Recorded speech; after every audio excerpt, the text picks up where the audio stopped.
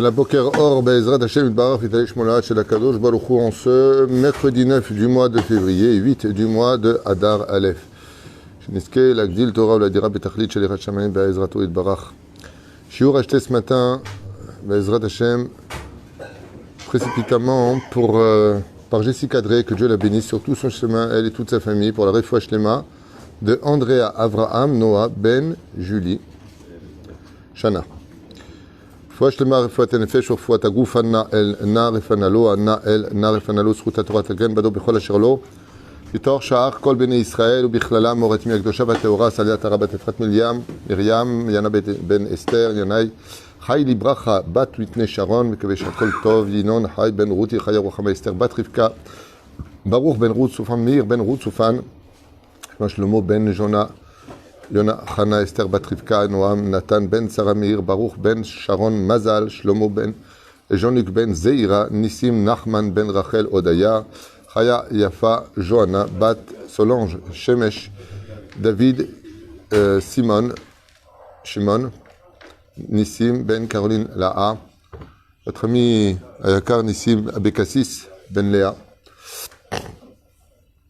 et tous les malades d'Israël qu'on n'a pas cités bien entendu, les Nishmat, Komete Israël Bichlalam, Levi Ben Issa, Bani Mahlouf Ben Sarah, Mordechai Ben Rachel, Pouelet Kalfon Najma Ben Leoni, Neili Bat Sheba, Safin Ben Esther Alevi, Sarah Bat Hanina, Eli Elman Ben Mazal, Mordechai Ben David Atia, Vechen Hashem Atov Julo Yom Tov Ben Yasmin Yadan, Vechol Mete Israël. On n'est que de bonnes nouvelles, Be'ezrat Hashem. Que Dieu nous aide et qu'on évite la Géoula. La Géoula viendra quand on en aura marre de ce que l'on vit, quand on aura un ras-le-bol général. Alors on dira à Dieu, Zéou Dieu, nous on a tout fait, maintenant il n'y a plus que toi pour nous sortir de cette situation. Be'ezrat Hashem, en espérant que cette Shnat Shemitah, vous savez que la Gemara dans Sanhedrin dit que c'est pendant la Shana de Shemitah que viendra la Géoula. Sauf Shemitah Géoula, et on sait que Be'ezrat Hashem, le mois de Nissan, est propice à la Géoula. Donc, Be'ezrat Hashem, espérons que cette année soit la dernière année sans le Melech HaMashiach, et que vienne le Melech HaMashiach avec toutes ses promesses où le visage rayonnera surtout le peuple d'Israël, Azima Lesechokrinu, Azorim Beni'a, Iktsoru Berina, et que toutes nos larmes versées récoltent des sourires, Be'ezrat Hashem. Ve'ata tetzavet ben Israël vikru elecha shemen za'it zach katit lamaor la'alot ner tamid. Avec le roi Haïm Akadosh, Zchuto Yagen Kol Am Israël, Be'ezrat Hashem, Rabbi Haïm Ben Attar, sur un enseignement de la paracha de Tetzavé, qui va nous dire, pour ceux qui veulent étudier la Torah, je rappelle que la Torah de Haïm, ici, au El Moshe, Be'ezrato Yitbarach V'Talei Shmolat Shel HaKadosh Baruch Hu, on ne fait pas que d'Alachot, du Moussar et autres, on ne fait pas que d'Ashkafa, on fait aussi de l'étude de la Torah, et je suis très content à chaque fois que je rencontre quelqu'un, dans les mariages, dans les réceptions, dans la rue, tous les matins j'écoute votre cours, en différé, des fois en direct. Pourquoi? Parce que beaucoup de gens me disent que Mazé Traskou, mais ils se sont renforcés aujourd'hui dans la Emouna, dans la relation avec les uns les autres. Zaïkar, Be'ezrat Hashem Yitbarach. Bier Maran Orahaim Akadosh, Rabbi Haïm Ben Attar, il dit à propos du verset, et maintenant tu ordonneras aux enfants d'Israël qui prennent de l'huile d'olive pure. Hier soir, on a fait un cours d'Afka très beau sur ce sujet-là, sur pourquoi l'huile d'olive, elle est bien pour la mémoire, et pourquoi de manger des olives, c'est mauvais pour la mémoire. C'est bizarre. Donc hier, c'était le cours, hier soir, qu'on a fait sur le Zera Shimshon. Et là, on est avec le roi Haïm.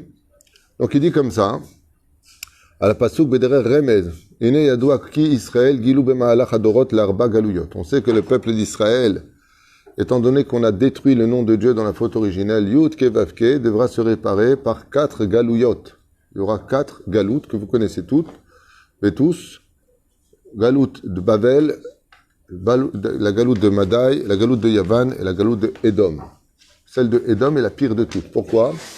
Parce qu'elle est longue. Et la plus dure de toutes, ce sera celle de Ishmaël à la fin des temps. Comme le dit dans Pirkei des Rabbi Eliezer, au nom de la Gemara elle-même d'ailleurs, il y aura une 5e galoute. Elle sera très courte. Ce qu'on vit aujourd'hui, c'est la galoute d'Ishmaël, c'est-à-dire que Ishmaël à la fin des temps fera entendre sa voix, plutôt fera entendre les enfants d'Israël, et elle sera pire que toutes. Pourquoi? Parce qu'elle sera plongée dans un mensonge absolu. Comme ça c'est marqué, il y a 1800 ans en arrière dans Pirkei des Rabbi Eliezer, c'est la galoute d'Ishmaël. Ishmaël se fera entendre sur tout le globe de la terre, comme c'est marqué, donc on n'a pas attendu les informations d'aujourd'hui pour voir ce qui se passe. Et car Katouv, C'est comme ça que c'est marqué. Mikol achat nigalu bisrout echad avot. Et donc, il y a eu 4 galouyot. Et la première galoute, c'est par le mérite d'Abraham. La deuxième galoute, on a été sauvé par le mérite de Yitzhak, dit le Rachaim. La troisième galoute, on a été sauvé par Yaakov Avinu. Et la quatrième galoute, Ketzadou. Donc, Abraham, Nigalou Shnia, Galoute Babel, Nigalou Bisrout Yitzhak. La galoute Ashlishit, Galoute Edom. Nigalou Bisrout Yaakov. Alors, il dit ici, je suis content parce qu'il parle aussi d'Ishmaël. Parce que j'ai pas encore lu ce que je vous dis, moi, je découvre avec vous. ומכל אחת נגלו בזכות האבות, מהגלות הראשונה גלו ממצרים, נגלו בזכות אברהם אבינו, מהגלות השנייה, גלות בבל, נגלו בזכות יצחק, מהגלות השלישית. Alors ici, c'est bizarre parce qu'il compte l'Égypte comme étant la première galoute, alors que normalement on ne la compte pas. Chez galoute Edom, galoute b'zchut Yaakov Avinu, ou b'zchut Ravid, et galoute Ishmaël, et galoute b'zchut, par le mérite de qui on aura la quatrième, on sera sauvé de Ishmaël. Non. Alors, contre toute attente, qui est... Je vais remettre ça dans l'ordre, parce que là, ce qu'il dit ici, c'est juste, l'écrit, c'est juste, c'est pas moi qui veux dire qu'il... Ah ben, on n'a pas l'habitude de lire comme ça, on a l'habitude de lire, pour ceux qui étudient, la galoute de Babylonie, la galoute de la Perse, ok, la galoute de la Grèce et la galoute de Édom. C'est ce qu'on connaît, les 4. Ici, il commence par Yaakov, il commence par l'Égypte, et il fait un lien entre...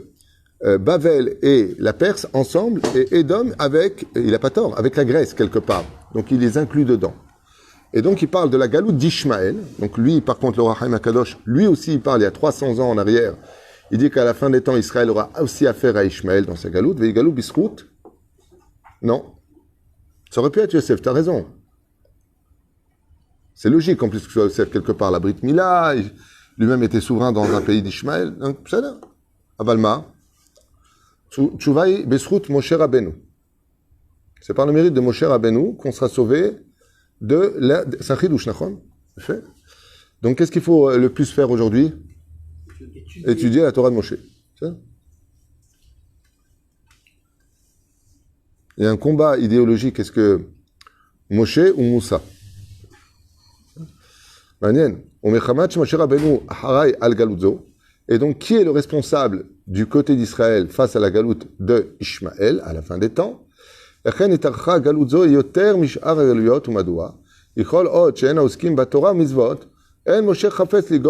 Oh, il fait im batlani min Torah. Et le chidouche, le Rachaim Akadosh, il dit que pourquoi on nous dit que les avot, ils sont là pour l'un et l'autre. Par exemple, la galoute de l'Égypte, pour sortir avec tout ce que ça comprend, c'était qui le premier? Avraham Avinu. Donc Avraham ne bouge pas de son siège dans le trône, dans les trônes là-haut, divins, si on ne correspond pas à ce que lui recherche. Donc par quel mérite on est sorti d'Égypte? Par le chesed. Parce qu'on faisait du chesed, on est sorti d'Égypte. Pourquoi on a tardé à sortir du pays d'Égypte? Parce que le Rachem il dit, Avraham il bouge si tu es son élève. Donc tu fais, c'est-à-dire. Après, c'est Yitzhak, la Messirut Nefesh. Ensuite, c'est Yaakov. D'accord? Celui qui va libérer le Nitzot du troupeau de la vanne. Et là, il dit par contre, le Rachem Akadosh, qui kol ot she'en oskim batorah b'mizvot shel Moshe Rabbeinu, tant que on ne va pas se comporter comme des gens qui étudient la Torah et pratiquons la Torah, les mitzvot, en Moshe hafetz legol et abatlani min Torah. Moshe n'est pas pressé de se lever, défendre la cause d'Israël, si on ne vient pas étudier sa Torah. Il dit, parce que moi, j'ai pas galéré tout ça à 40 ans dans le désert, vous apprendre la Torah, pour vous laisser tomber. Et donc, la galoute d'Ishmaël dépendra de quoi essentiellement? De l'étude de la Torah. Car Mevi Avraham, il y a 3 siècles en arrière, chez Besrout, Torah Moshe, donc on comprend maintenant pourquoi ils veulent falsifier, il y a beaucoup de guerres spirituelles contre le monde de la Torah. Moshe Rabbeinu, lo chafetz, monsieur, il ne veut pas se lever de là où il est pour défendre le peuple d'Israël. Pourquoi? Parce qu'il n'y a pas assez de Torah. Lo, je vous lis les mots. En Moshe chafetz, Moshe ne désire pas ligol, sauver, et im batlanim shel Israël, à cause des gens qui sont batlanim. Ça veut dire ils ne veulent pas aller étudier la Torah. Donc qu'est-ce qui peut nous sauver aujourd'hui? Qu'est-ce qui peut le plus apporter du bonheur au sein du peuple d'Israël? Le plus de yeshivot possible, le plus de kolélim possible. Plus il y en aura, et plus on aura la Géoula. Top. Et la reine Ramaz, et Moshe, ve'ata tetzavé. Et le Rachaim, il te dit, tu veux savoir le secret de pourquoi Akadosh Baruch Hu, il dit à Moshe, et toi, tu donneras l'ordre. faisons allusion à Milat Tetzavé, Mashmaota Milshon Tzavta, Tzivta. Klomar Moshe Rabbeinu, Itchaber ve'itlavé im ben Israël legoalam. Vata Tetzavé, Milshon et Tzavot, ça veut dire que pas simplement lui ordonner, d'accompagner le peuple d'Israël. Et pourquoi il dit ça? Parce que c'est un remède pour la fin des temps. Pour la reconstruction du temple, quand le Kohen Gadol portera ses vêtements, et ainsi de suite, son fils, Gamiel. Okay? כלומר, הגאולה תתחולל ותבוא רק ורק בתנאי שיהיו ישראל עוסקים בתורה ונמשלה לשמן זית. Et c'est pour ça qu'on est comparé à de l'huile. Il va falloir qu'on remonte de toutes ces galouillottes, comme l'huile remonte de toutes choses, pour qu'on puisse, Bezrat Hashem, étudier la Torah. Alors moi, j'ai envie de répondre à cela. Aujourd'hui, grâce à Dieu, il y a beaucoup de Torah. Et voilà. Hein, Monsieur Yehuda, qu'est-ce que vous en pensez? Il me dit, bah oui, qu'est-ce qu'il veut, lui? Hein? Il y a beaucoup de Torah aujourd'hui. Exactement. Donc une femme, Bezrat Hashem, et un homme qui sont mariés grâce à Dieu, qui datent Moshe Israël, ils fixent un peu d'études le matin, comme vous faites ici avec l'Avrechim. Bezrat Hashem, vos femmes, elles font quelques télim dans la journée quand elles le peuvent, Perek Shira, Mitpalelot, Bezrat Hashem. En tout cas, c'est ce qu'il dit le Roi Chaim Akadosh. Rabbi Chaim Ben Attar, c'est comme ça que lui, il explique les choses, que Akadosh Baruch Hu lui a dit, V'ata tetzavé, faisant allusion à la fin des temps, pour réaviver cette menorah que Moshe n'a pas eu le mérite d'allumer en Eretz Israël, puisque Moshe sera le Mashiach de la fin des temps. Il reviendra dans la tribu de Yehuda pour libérer les enfants d'Israël.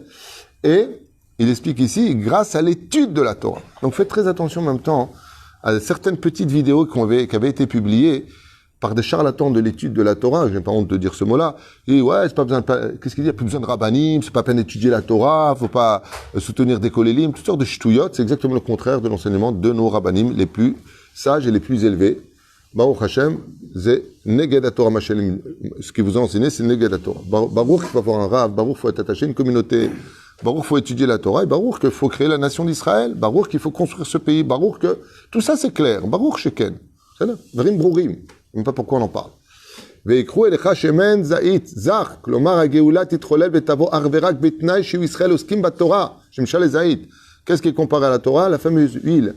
Donc il va falloir vous concasser en un mot, vous casser un petit peu les reins pour aller étudier la Torah malgré toutes les difficultés de la vie. Ezrat Hashem, avec Tony qui a compris mon humour. Ici, on répond Maaseh qu'avait... vous savez que Maran Arav Ovadia Yosef, que son mérite nous protège dans le ciel, cet aigle de la Torah, ce Mashiach de la Halacha, cet homme exceptionnel qu'il a été, qu'on a le mérite de connaître, puisqu'il est de notre génération, il sortait jamais de son étude. Jamais. Ses enfants témoignent que quand Shabbat rentrait, après son repas, il s'asseyait. Et la nuit, quand il se levait, par exemple, pour aller aux toilettes, ou quand le père venait les réveiller, il était réveillé toute la nuit de Shabbat. Il dormait pas. Il s'assoupissait 20 minutes. Et c'est où? Il avait fini tous les poskim, les rishonim, la paracha de la semaine. Il était kulo Torah. C'est-à-dire, il y a des gens, tu leur serres la main, ils ont tellement d'alcool en eux qu'ils sortent du vin. Maran Arav Ovadia Yosef, tu lui serrais la main, tu avais de la Torah qui sortait de lui. Mais il y a une mitzvah pour laquelle il arrêtait tout. En pleine étude, en pleine écriture de son livre, dès qu'il entendait, il arrêtait tout. C'est quand on lui annonçait qu'il y a un père qui avait sorti son fils du Talmud Torah. Il demandait le nom, l'adresse, peu importe où il était, à Beersheva, à Ashkelon, à Jérusalem, et faut chier. Il prenait la voiture, il partait avec son chauffeur jusque là-bas. Mais attention, il portait la glima, il portait tout. Il allait le voir avec beaucoup d'honneur, en lui demandant de remettre ses enfants au Talmud Torah. On lui a posé la question, on a dit, mais d'ailleurs, les parents qui ouvraient la porte, ils étaient choqués de voir le Rav Ovadia Yosef venir chez eux. À Maran, Rav Ovadia Yosef, chez nous, on m'a dit que vous auriez enlevé un enfant du Talmud Torah. Oui, parce que vous savez, je suis prêt à payer pour qu'il étudie la Torah. Si c'est un problème d'Assa, je paye un taxi tous les matins, il vient l'emmener. L'Olevater. Il y a même un Rav qui est devenu tellement grand, grâce à Rav Ovadia Yosef, qu'il est devenu enseignant dans la yeshiva du Rav Ovadia Yosef. Alors c'est Rav Ovadia Yosef qui l'a mis petit. Mais plein d'histoires comme ça. Quoi, il va quitter la Torah chez Mishmor Virachem. On ne se rend même pas compte de ce que l'on dit, de ce que l'on pense. Kama hashuv, tous les jours, encore hier. Il y a des gens qui partent de ce monde. Tout le temps. Qu'est-ce qui nous reste? Un fils ingénieur, il est médecin, il est avocat VEMA. Et après? Lui aussi mourra. Et après? On a déjà fait la iloula d'un technaï, d'un ingénieur, d'un médecin. grand professeur, il est décédé. Nous, Azma. Au moins hein, qu'on ait le mérite d'avoir un fils sur tous nos enfants qui soit un Ben Torah. Au moins un qui relève un peu le... Parce que c'est tout ce qui reste. Tout ce qui reste, c'est que ça. Alors, il y a deux mois de ça, j'avais appris la mort d'un multimilliardaire. C'est écrasé, je crois, avec son hélicoptère, je sais pas ce qu'il y a, son jet privé, je sais pas ce que c'était. Peu importe. Nous, Azma. Azma. C'est pareil, les enfants, ils se déchirent pour l'héritage maintenant. Il n'y en a pas un qui fait le Kaddish. Ils sont en train de se battre pour l'héritage. Et Ben Torah, ma famille, Bezrat Hashem. C'est pour ça que les mamans, quand vous me faites rire, quand vous dites à vos enfants, sois pas trop religieux. J'aimerais bien te le dire, t'entendre le dire après la mort. Tiens, Chacham. Que ton fils soit dans la Torah, les mitzvot, avec beaucoup d'Irat Shamaïm. C'est ça le cadeau du ciel. C'est ça la vie. Alors, pour ne pas trop me la ramener, je vous lis l'histoire qui est marquée ici sur Maran Arav Ovadia Yosef. Je ne sais pas ce qu'on va lire, mais on va le lire. Par Mahat, on raconte qu'une fois, le Rav Ovadia Yosef, Zecher Tzadik Vekadosh Ibracha, Nizdamen Le'ir Netivot. Donc il est arrivé dans la ville de Netivot. Nichnas El HaKodesh Pnima, El HaBaba Sali. Il est parti voir Baba Sali. Zecher Tzadik Vekadosh Ibracha, Zchuto Yagen Kol Israël. Samach HaTzadik Likrato, Ubikesh Mimeno Shiishaer, Veyase Seuda Lirvodo. Et Baba Salé est très heureux de rencontrer Maran Arav Ovadia Yosef. Vous savez qu'il y a une histoire avec le Rav Ovadia Yosef. Baba Salé est très sympathique. La première fois que Baba Salé, on lui a annoncé que le Rav Ovadia Yosef arrivait chez lui, il était comme un fou. Quand il a vu le Rav Ovadia Yosef, il est parti en arrière. Il a dit c'est impossible que ce soit lui. On lui a posé la question à Baba Salé pourquoi. Il dit mais il est trop jeune. Il ne peut pas avoir autant de Torah à son âge. Alors quand il a vu, Baba Salé s'est levé pour accueillir Maran Arav Ovadia Yosef, mais il même. Et il lui a dit comme ça, hein, sache que j'ai réussi toutes mes théoudotes au Maroc, au Tafilalet. Tout ce que j'ai appris, je l'ai pris de Yabia Omer, de ton livre. C'est de ton livre que je me suis instruit, alors que Baba Salé était très jeune. Le Rav Ovadia Yosef apprend de Baba Salé que dans le domaine de la halakha, dans le domaine de la hashkafa, dans le domaine de l'étude, il s'était basé sur lui. Baba Salé s'était basé sur le Rav Ovadia Yosef. Pour dire à quel point Gdoulato chez le Maran Arav Ovadia Yosef. Hein? Ilouï, génie. Chazak. On m'a dit que vous aussi d'ailleurs, vous avez étudié un petit peu. Samach HaTzadik Likrato Bikesh Mimeno Shiishaer, donc il lui a demandé de rester à la Seuda, Baba Salé, au Rav Ovadia Yosef. Oba yakrivu et geulatam shel Israël. Et qu'est-ce qu'a proposé? Vous ne le saviez pas ça, hein? Qu'est-ce qu'a proposé, d'après vous, Baba Salé au Rav Ovadia Yosef? Il lui a dit, tu veux pas que toi et moi, ensemble, on amène la Géoula? Achmaran Amar, il lui a dit, je suis désolé. Haïvani le'agia le Bnebrak nimsor shiur. J'ai pas le temps. J'aime bien les discussions des tzadikim. Nous, c'est, t'as pas une cigarette. Eux, c'est, dis-moi, tu veux pas qu'on amène la Géoula? Baba Salé, il propose au Rav Ovadia Yosef, tu veux pas qu'on amène la Géoula? Il lui a dit, wallah, j'aurais bien voulu, le problème, c'est que j'ai un shiur à donner à Bnei Brak. Mais là-bas, m'attendent beaucoup d'élèves. À Alokvar Amrou Chazal. Et donc, le Rav Ovadia a répondu à Baba Salé, Chachamim, chez Talmud Torah Keneget Kol HaMitzvot. Il lui a dit, qu'est-ce qu'il y a de plus important que la Géoula, Baba Salé? La Géoula, il lui a dit, qu'est-ce qu'il y a de plus important que ça? Maran lui a répondu, l'étude de la Torah. Alokvar Amrou Chachamim, chez Talmud Torah Keneget Kol HaMitzvot. Ve'en mevatlim Torah afilu be'avur biniyat bet HaMikdash. Et là, Maran Arav Ovadia Yosef a répondu à Baba Salé, il lui a dit, même pour reconstruire le temple, on n'annule pas l'étude de la Torah. Même si on devrait construire le 3e Beth Amikdash, le Mevatlim Torah. Baba Salé lui a dit, alors je te raccompagne. J'aime bien les discussions comme ça. Ça va, toi, ça va? Ouais, ça va. Tu veux, on le fait venir? Bon, écoute, à 14h, là, j'ai rendez-vous. Magnifique. C'est magnifique de voir Echayou Kach Mitnaagim.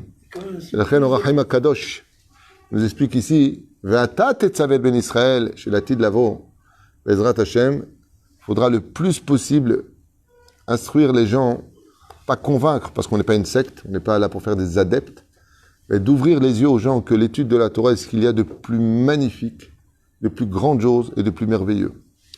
J'aimerais vous raconter une histoire personnelle qui m'est arrivée à Los Angeles. Juste avant de commencer mon séminaire là-bas, on présente une personne. Donc, c'était à Congregation Baba Salé, à Fairfax.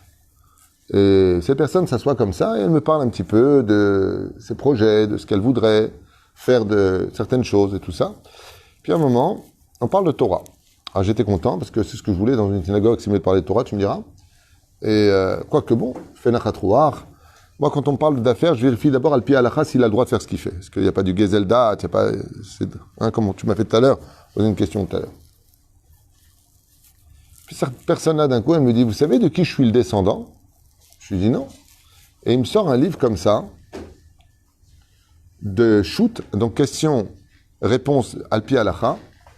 Et j'ai oublié le nom de ce rave. C'est un rave qui n'est pas mondialement connu, mais qui est connu des yeshivot. Sur qui étudie la Torah, il le prend en référence. Il me dit, lui, c'est mon arrière-arrière-grand-père. Et de génération en génération portait son nom. Et comme ça, je vois son shoot, je regarde les questions qui sont posées dans l'halachot, je vois les réponses. Et je regarde comme ça, je lui dis, Zesrout, c'est extraordinaire d'avoir un mérite pareil. Je lui dis, qu'est-ce que tu apprends de ce que tu viens de faire? Il me regarde comme ça, il me dit, je comprends pas ce que vous voulez dire. Je regarde. On se connaissait pas il y a un instant, tu me parles, je te réponds. Nachon? Il me dit oui. Je regarde, après, qu'est-ce que tu fais?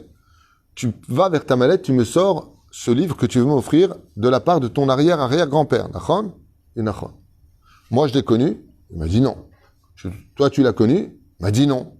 J'étais un cadre de lui chez toi. Il m'a dit oui, j'ai une figurine, son nom, là, même à la synagogue, le Chal, son nom.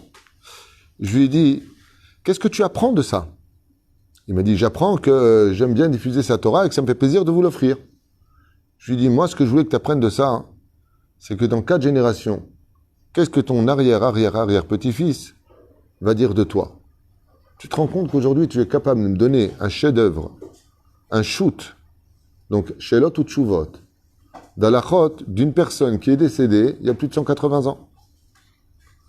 Toi, dans 180 ans, quand tu partiras de ce monde, ton petit-petit-petit-fils, qu'est-ce qu'il va donner? Il m'a regardé comme ça, il m'a dit, vous avez raison, il faut que j'étudie la Torah. J'ai dit, Nachon, c'est bien d'avoir un arrière-arrière-grand-père qui s'appelle Baba Shidi. C'est bien.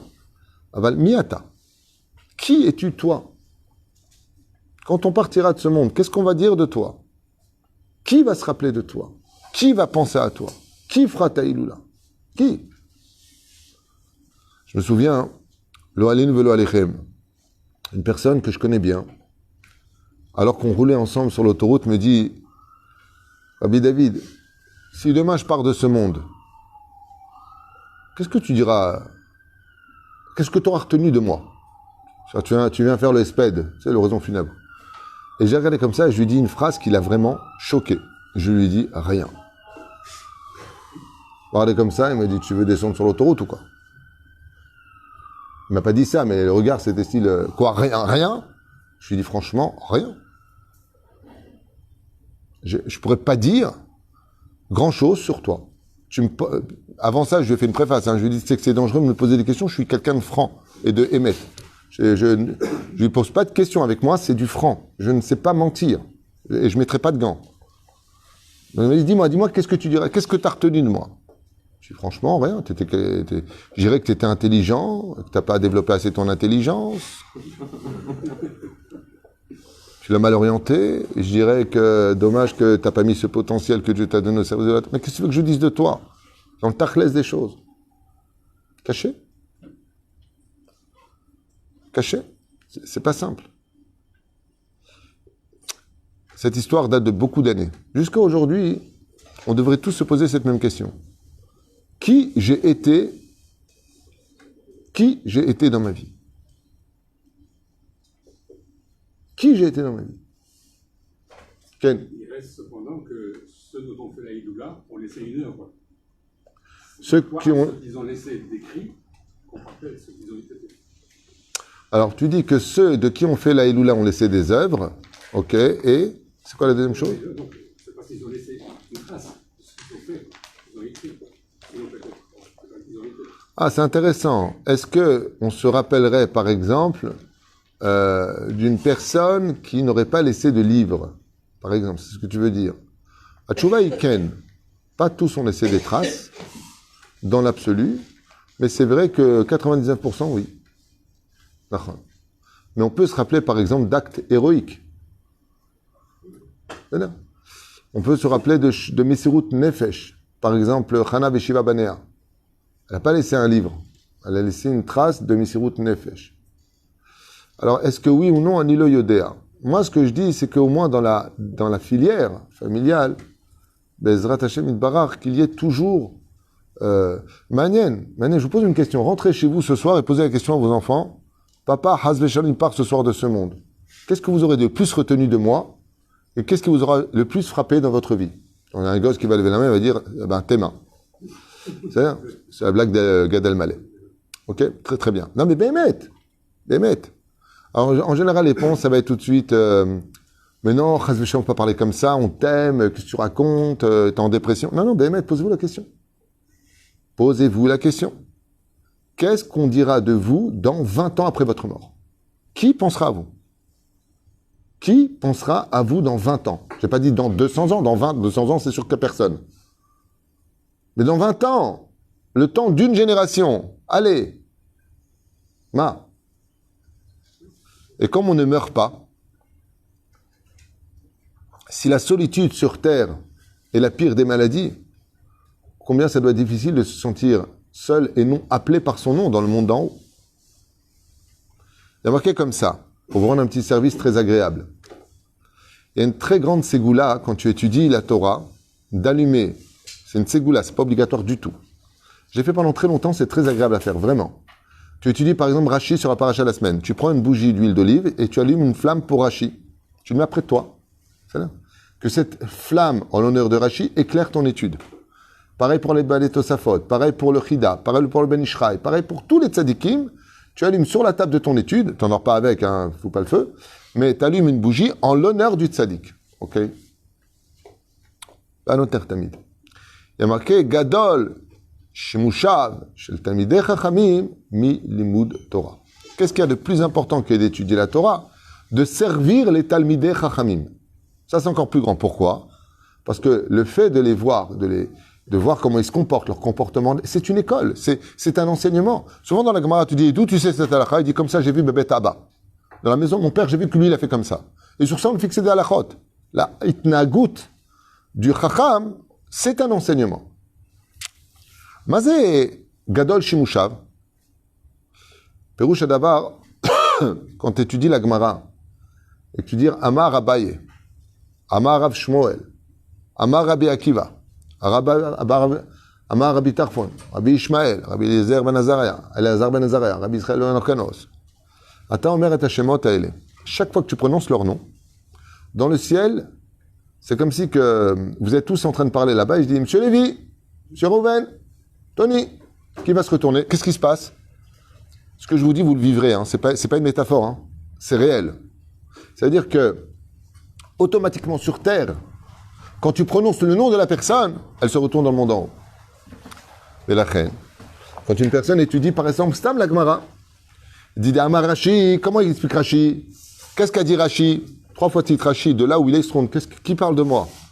Sif Totav Dovevot Bakever. Dès que tu dis ce que la personne a dit, tu le fais vivre dans la tombe. Ses lèvres parlent avec toi. Son enseignement le fait vivre. Mashma Mikan. Mazé Gadol Shimushav, Torah, c'est d'étudier la Torah en prononçant les noms de ceux qui t'ont enseigné cette Torah-là. Qu'est-ce que ça te donne? Que le jour où tu partiras de ce monde, c'est même tzadikim pour qui t'as fait la Iloula, que tu as côtoyé tous les jours dans ton étude au moins 1 heure par jour, au moins une demi-heure le matin, une demi-heure le soir, au moins quelque chose. Ils viendront te voir et quand tu vas à la yeshiva, tu dis, ah Rachid, bon, comment ça va? Comment ça va, Baruch Hashem? J'avais une question sur la Gemara. Dans le Gan Eden, il t'expliquera. Mais si tu l'as jamais fréquenté, qu'est-ce que tu veux chez moi? Il dit, c'est Rachid, il dit Rachid? Non, Rachid. Ça prouve ce que je disais, c'est une œuvre. Mais, oui, j'ai dit à 99%. Rabbi Akiva, il y avait 24 élèves. On ne sait pas ce qu'ils ont dit, ils étaient enseignés. Alors, je voudrais te dire que il y a 4 façons de laisser un chef-d'œuvre sur Terre. Le chesed qu'une personne a fait, sans écrire de livre. Un homme qui a fait un chesed incommensurable n'est jamais oublié sur Terre. Jamais. C'est un klal. Si, attention, la condition première pour que ton huile monte toujours et que ta lumière monte toujours, c'est d'avoir fait les Shem Shamaim, pas pour qu'on se rappelle de toi. Le mec, il vient, il dit, bon, Rav Tutu, voilà 1 million d'euros pour votre binyan, comme ça vous vous rappelez de moi. On va mettre une plaque, mais malgré tout, ça n'aura pas la même valeur que de le faire mamash en l'honneur de Dieu. Mamash, à Kadosh Baruch Hu, plus tu fais briller son nom à lui, et tu peux être certain que ton nom brillera. C'est-à-dire qu'en fin de compte, la meilleure façon de travailler pour soi, c'est de travailler pour lui. C'est malhonnête de le dire, mais c'est une réalité de la vie. Dieu il te donne mida keneged mida. Tu as travaillé pour moi, je travaille pour toi. Tu m'as fait un nom, je te ferai un nom. Attention qu'on ne travaille pas ça comme ça à l'intérieur, c'est pas joli. Mais c'est un état de fait, 2 et 2, 4. Et quand tu mets ta main dans le feu, ça brûle. C'est logique. Mais si tu fais les choses pour toi, alors, attention, hein, quand la kavod, il y aura ta plaque, mais personne ne la regardera. C'est qui ce nom-là? C'est-à-dire que, odapam, tsarich mamash liitbatel, si tu veux faire monter ta neshama très très très haut, alors fais monter le nom de Dieu très très haut. C'est là que tout est basé. Donc, je te réponds, Abraham chesed, tu as fait du chesed comme Abraham Avinu alav shalom, même si ça n'a pas les chefs-d'œuvre, on ne t'oubliera pas. Tu as donné ta vie pour le peuple d'Israël comme l'a fait Yitzhak, la Kedat Yitzhak, on ne t'oubliera jamais, même si tu n'as pas laissé de livre. Tu as étudié la Torah, Tamidei Chachamim, on ne t'oubliera pas. Tu as Shimashta Tamidei Chachamim, on ne t'oubliera pas non plus. Il y a des gens, par exemple, pour diffuser des livres de Torah, ils vont aider à payer quelque chose. D'accord? On ouvre la page, tu vas lire leur nom. En réalité, on passe dessus. Il y a des noms qui vont nous interpeller. Bezrat Hashem. Et la reine, vous verrez que quand vous allez au cimetière, vous voyez des milliers de tombes. Il y a plein de noms. Et quand est-ce qu'on s'arrête? Que quand cette personne a un lien avec nous. La reine Bezrat Hashem, les hommes comme les femmes, plus vous aurez de liens dans l'amour de la Torah, dans l'approche entre chaque juif, plus vous aurez fait de bien dans votre vie, non seulement vous avez fait des mitzvot, mais au moins on aura quelque chose à dire sur vous. Au moins il y aura quelque chose à vendre sur vous. Je vous ai parlé d'une personne qui n'a pas laissé d'œuvre. Nissim, comment il s'appelle? Ben Esther. D'accord? Il a fait une chanson en l'honneur de Dieu. Shabbat, Shabbat, Kodesh. D'accord? Ouais, je vous ai parlé de lui, ça fait plus de 20 ans qu'il est mort. On a dépassé les 20 ans depuis sa mort. D'accord? Nissim Lelouch, Ben Esther. Je me rappelle encore de son nom. Qu'est-ce que j'ai retenu le plus de lui? Qu'un jour, il a pris sa plume et en l'honneur de Dieu, il a écrit quelques mots d'un Shabbat Kodesh. C'était tellement les Shem Shamaïm, c'était tellement beau de l'entendre d'un cœur qui chante en l'honneur de Dieu, qu'on est en 2022 et qu'on parle de lui. Moi, je ne l'ai pas oublié, parce qu'il a fait ça chez moi à la maison. Il n'a pas laissé un chef-d'œuvre, il a juste laissé une Messirut Nefesh d'un moment bien précis. Vous savez où il est enterré? Au Har HaZeitim. Je pose la question, pourquoi il a eu le mérite d'être enterré à Har HaZeitim? Har HaZeitim, c'est l'endroit numéro 1 où tout le monde rêverait d'être enterré. Ouais. Parce qu'un jour, il a fait quelque chose, Mama chez Shem Shemaim. Ashe'ela ou Mi Anachnu. Par exemple, le père de Rabbi Yoshua s'appelait Lévi. On le connaît, on ne connaît pas. Rabbi Yoshua ben Lévi. Yochai, c'était le père de Rabbi Shimon bar Yochai. Ils ont laissé des chefs-d'œuvre. Ils ont laissé des enfants qui sont dans la Torah. Alors on ne peut pas oublier les parents. Quand on voit quelqu'un qui est grand en Torah, on dit, mais qui est la mère qui l'a mise au monde? Qui est le père qui l'a mise au monde? Alors, Bezrat Hashem, même quand partira le tzaddik Rabbi Shimon, il y aura son père à côté parce qu'il l'a mis au monde. Bar Yochai. Kol Tuv Elitraot.